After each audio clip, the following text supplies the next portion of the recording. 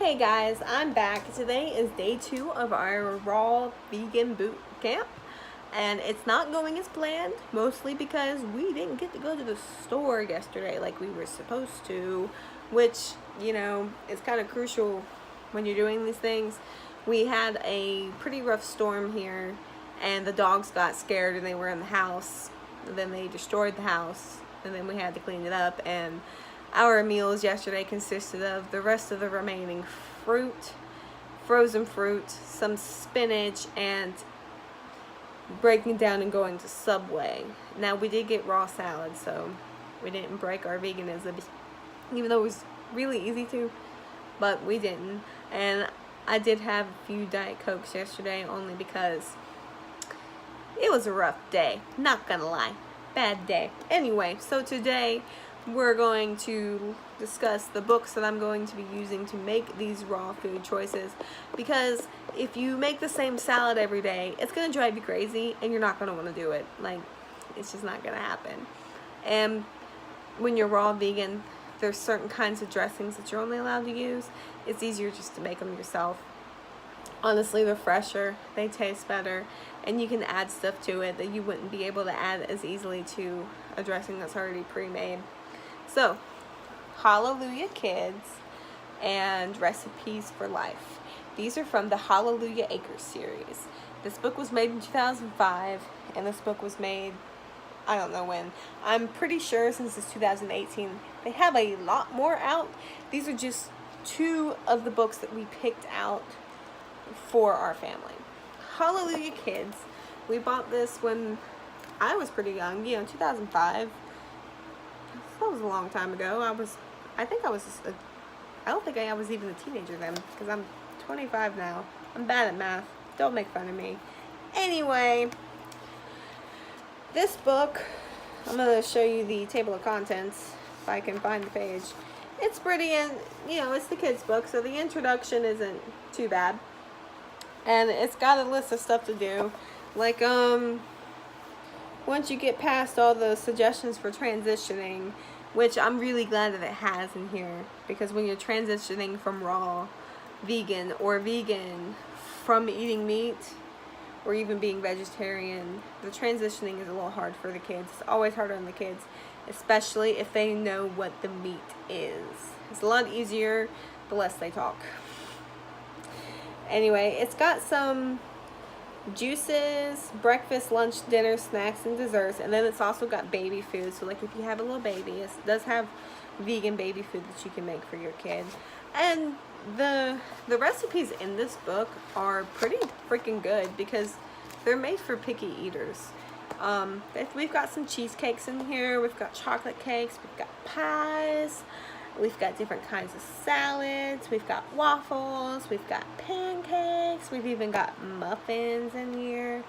And you gotta watch it though, because if you're gonna buy this book, if you're going to follow this book every day, it is a good idea to go ahead and get a dehydrator. And if you're not going to get a dehydrator, then you're gonna have to supplement it with another book, because you just are. That's just life, unfortunately. And you also got to watch the amount of nuts that are in all of the recipes, because chocolate pie and fruit pie and all these pies sound really good, but they require a lot of nuts, because the way that you make the crust is you're grinding the nuts to make the pie crust. It's a nut crust. I know that sounds really funny, but yeah, nuts are expensive. Let's be honest. They're pretty expensive. And you're just going to have to, say, okay, so we're only going to have 1 pie a week, or 1 cake a week, or it's your birthday and we're going to have 3 different types of, we're going to have a cake and a pie on your birthday because it's your birthday, or so-and-so's coming into town and they're not vegan, but we're going to trick them and make them eat it anyway, and we're going to make a cheesecake. You got to pick your battles. And cashews and pine nuts, unfortunately, are the best for the cakes and the cheesecakes, and they're pretty expensive. You want to stick to the ones that are almonds, because usually you can find a big bag of almonds like at BJ's or Costco's, so that you're not paying an arm and a leg. Also, don't worry about it being raw. Like, if it says it's roasted, I wouldn't worry about it. But if it's covered in sugar, I would start to worry. Or covered in salt. You want unsalted roasted almonds if you can find them. Or just raw almonds would even be better, because if you're going raw. And then for the next book, the Recipes for Life, this is basically an adult version of Hallelujah Acres. It's got a lot more salads in it. It's got a lot of parfaits. It's got a lot of desserts that you only make every once in a while. And there's a really fun cake in here that you can make for 4th of July. I'm going to go ahead, if I can find it, I'll tell you the name of it. But like, it's got ways to make ketchup. And it's got ways to make like pizza sauce and stuff. Oh, the hummus in here. This is the best hummus that I've ever had in my entire life. Oh my gosh, the recipe is a lot different than a lot of the ones that I've seen online, because I've tried to make hummus before online and it just didn't taste good. Yeah, I can't find the cake right now.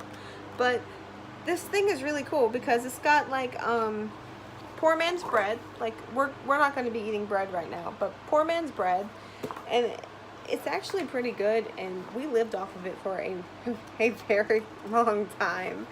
And it's got a variation of salads. Like there's a summer salad, and then there's a winter salad, and then a mixed garden salad, and then it's got cucumber boats, which I think is really cute, because you get bored of like the same thing over and over again. And then it's got a orange spinach salad, and there's also, I can't remember if it's in this book or in the other book, there's also a sauce that you can make to put on top of fruit. Like if you get tired of just regular fruit, it's got a sauce that you can put onto the fruit. Like, you know how you dip your fruit in chocolate or something because you just want it to taste a little bit different, or caramel or stuff. It's got how to make caramel and how to make like chocolate without, you can make it without chocolate. I use cocoa powder, but you can make it with the cocoa or whatever that it says in here. And it's got how to make a lot of stuff, and you're gonna have a lot of dates. Dates are definitely gonna be at the top of your shopping list. Go ahead and just admit it. It's gonna happen. Yeah. Melon ball salad, that's my favorite salad. I think we all know what a melon ball salad is though. It's got some really cool stuff in here, like an apple kiwi salad and a mixed fruit salad that doesn't involve coconut, which is hard to find. Anyway, so this is definitely going to be at the top of the book. The next thing I want to talk about is how to be vegan in a house where not everyone in your house is vegan, because only 3 of the people in my house are going to be vegan. 1 is even questionable. That's my little sister. And my grandma, she eats mostly vegetarian, but she does eat fish. And then my brother and my stepdad, they won't do it. I think my stepdad will eat vegan if we give it to him, but when he leaves the house, he's definitely going to eat some meat. So, budget in the house for veganism and eating meat, like in my house, is a must, because we can spend up to $400 a week on groceries if we don't watch it, because we're like, oh, we need to go back and get this, and every time we go to the store we always come back with stuff that we don't need, like candy or Laura bars. Those are, if you don't know what a Laura bar, it's a vegan protein bar basically. It's also raw, and you know, they just keep coming back with all of this stuff that aren't on the menu, that you shouldn't be eating because they're not on the menu, and you're like, ah. So it's best to make a menu, and it's best to stick to it and to buy everything all at once if you possibly can. Like, there's no way in hell you're gonna be able to store all of the bananas that you're gonna be needing for the smoothies for 2 to 3 times a day, because you put a frozen banana in each smoothie. There's just no way. There's no way you're going to be able to have that much storage, especially if more than 3 people are going to be vegan in your house. And there's no way that you're going to have enough fridge storage to have the meat and the vegetables in there for the people who are going to be eating meat, because you're going to be having a lot of spinach, you're going to have a lot of romaine, you're going to have arugula, you're going to have 4 different kinds of onions, because it calls for red onions, green onions, and chives, and you know after you cut it up it's going to be in the fridge if you didn't use the whole onion. So, well, if you live in Florida. I know other places you can leave food out, but, well, I don't know about the onion, but you can't leave stuff out in Florida because it goes bad, unless it's like an apple or an orange. Anyway, so you have to just live with it. Another thing is staring at the meat when you're going off of the meat. Like, it was a struggle for me yesterday because I was looking at my salad sitting right next to a perfectly good chicken casserole, and it took every fiber of me not to eat that. But what I have found is when I'm craving stuff with meat in it, even from past experience, because I was vegan before, is if I eat like a handful of nuts and I drink some soy milk or I drink some almond milk, I'm okay. And if I need something sweet, you eat like a handful of raisins or some dates, or even just, you know, eat a piece of fruit. Sometimes when you're craving stuff like that, it just means like you didn't eat enough or that you're dehydrated. So also drinking water, lots and lots and lots of water will help. One thing that I found to help a lot is if you cut watermelon into cubes and you freeze it, and if you see something that you really want to eat, you pull out that piece of frozen watermelon and you just eat it. And frozen watermelon, it's pretty hard. It's got like a pretty good consistency, so you spend a little time eating it, and then by the time you're done eating the frozen watermelon, you don't care about whatever it was that was in your fridge. So that's another thing. That's a good thing to know, like a tip that no one ever told me. Like, I had to figure that out on my own. Now, when you're shopping for all of these things that are vegan, it does not mean that they have to be organic. In fact, if you live with more than 3 people, you probably don't want to buy organic, because organic fruits and vegetables go bad. I mean, that's just the point of it. You're gonna have to scrub the vegetables and stuff before you make them. I mean, before you eat them, and that's just the way that it's gonna have to be. That's my opinion. You might have a different opinion, and that's okay. I'm perfectly okay with that. But we were a family of 5 when we were vegan before, and the organic fruits and vegetables just went bad in 2 days before we could even get to them, and it just doesn't work. So that's my personal experience. You can get stuff at like Walmart, Publix, Food Lion, Winn-Dixie. I like Walmart because the Walmarts near me have the grocery pickup. You just go in there and poke in whatever you want, and they pick it up for you. Now, we also have stores like BJ's and Costco's here, and if you're going to be using a lot of nuts, it's better to get the nuts from BJ's, because you can get a big bag of it for like $20, and it'll last you forever if you're being very stingy with your nuts. You can get cashews there for, I would say, about the same price as you can get it at Walmart, but it's in 1 package rather than 5. In my area, spinach is better at BJ's. Don't know why, but spinach is better at BJ's. And if you're going to be cooking, I would just go ahead and get frozen spinach, defrost it, and then cook with it, you know, to get all the water out, because you don't want the consistency of your food to be like super watery, unless the recipe literally calls for frozen spinach. Then you're okay. Let's see. Yeah, that's pretty much all I can think of as far as shopping goes.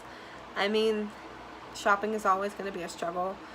Oh, you need to set aside a day to prep stuff. Like for breakfast, if you're having apples and stuff, I wouldn't suggest cutting up the apples, only because unless you like lemon juice apples, because you're gonna have to use lemons to preserve the apple so it doesn't turn brown. But like if you're gonna prepare stuff for like breakfast, like some people, they eat like the soaked oats and stuff. I mean, obviously you would have to do that the night before anyway, but like if you're gonna have like a fruit plate for breakfast that's gonna have apples, bananas, and blackberries. I would not suggest doing that the night before, but if you're going to do something that's like strawberries, blackberries, and blueberries, go ahead and rinse it off and make a fruit plate. And you know, you don't have to cut the top of the strawberry off. You can just eat it as is, like as God intended. You don't have to, you know, make it fancy. Prepping the salads is going to be the hard part because you have to cut up all the vegetables. And the system that I did before did not work, so I would not suggest, not even going to bring it up. The system that we are going to use this time, I think, is the day before. I'm going to go ahead and cut up the salad of the day and the raw soup of the day. Go ahead and mix it up and throw it in the fridge. Unless, if I find out if the raw soup does not work, you know, day before, which it probably won't, but I'm going to try it anyway.